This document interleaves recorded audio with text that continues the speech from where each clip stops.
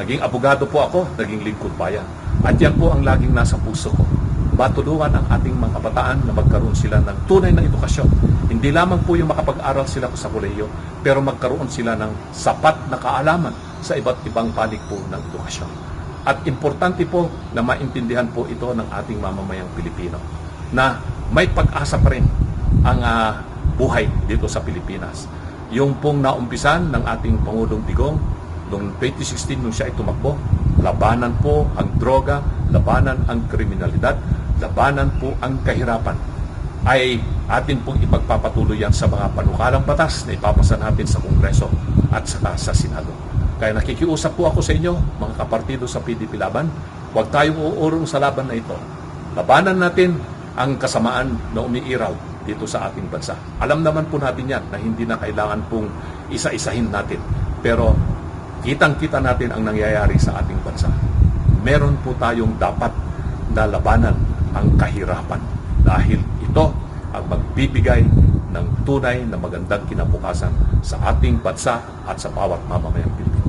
Mabuhay ang PDP Laban at mabuhay po ang sambayanang Pilipino. Thank you very much, Attorney Lambino. At ang susunod po na magbibigay ng mensahe, ang amin pong kasalukuyang ama ng lungsod ng Davao, wala pong iba, si Mayor Sebastian Baste Duterte.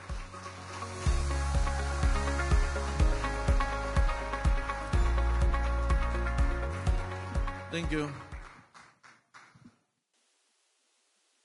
To former President Rodrigo Roa Duterte, Senator Bongo, Senator Robin Padilla, Mr. Philip Salvador, Attorney J.B. Hinlo, Senator Bato de la Rosa, Attorney Bobet Torreon, Representative of Pastor Kibuloy, Pusi, Vice Chair of PDP, Mayor Mike Rama, good evening.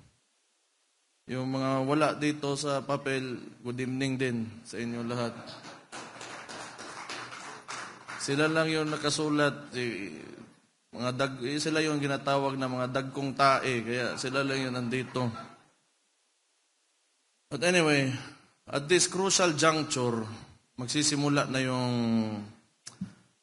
campaign. Malapit na. So, kailangan talaga, mga kapatid ko dito sa PDP, yung participation nyo during the campaign. Medyo challenging. It is an uphill battle. We are against the resources of an entire nation. Medyo nakikita natin, pag naiisip natin, medyo feeling natin kung kaya ba, hindi. Magdadalawang isip ka.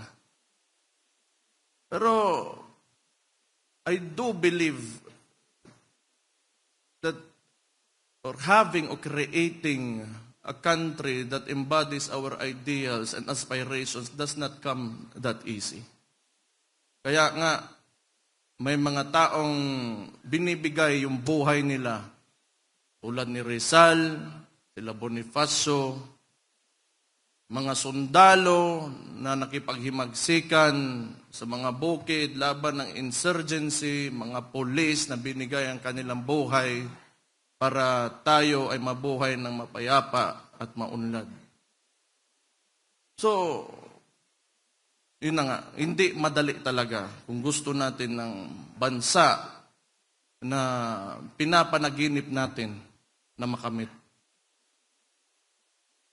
Ang tanong ngayon, magsisimula na yung kampanya, kung sila nga, Rizal, yung mga sundalo natin na paslang, mga polis, how much can you give to our country during this election? Kasi matagal na tayong pinapahirapan talaga. I know because I am the local elected official of this city. I am the mayor. And as far as I can see, and sa mga obserbasyon ko, this administration has been very oppressive. Kaayo yun. So, think of it this way. Lahat ng mga kandidato natin dito under the PDP and our guest candidates will be a vote against an administration that has done nothing but to fool and oppress this country and its people.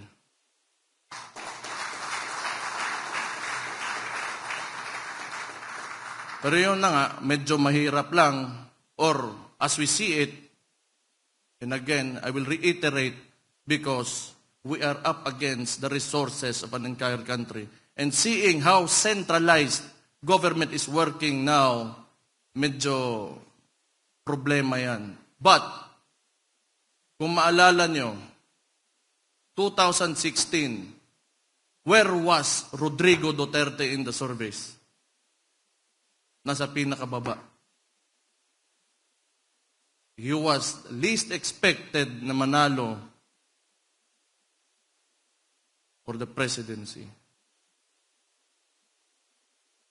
But because the Filipino people believed in him, believe that we can make our country great,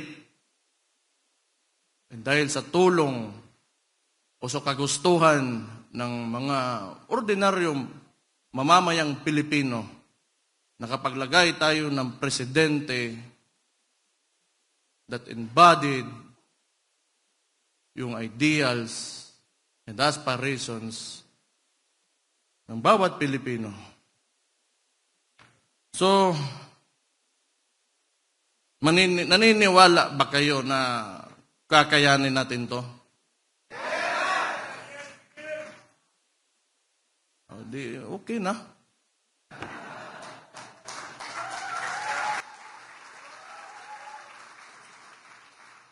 Para saan yung laban sa PDP? Laban pag hindi tayo lumaban. Tayo ay lalaban talaga.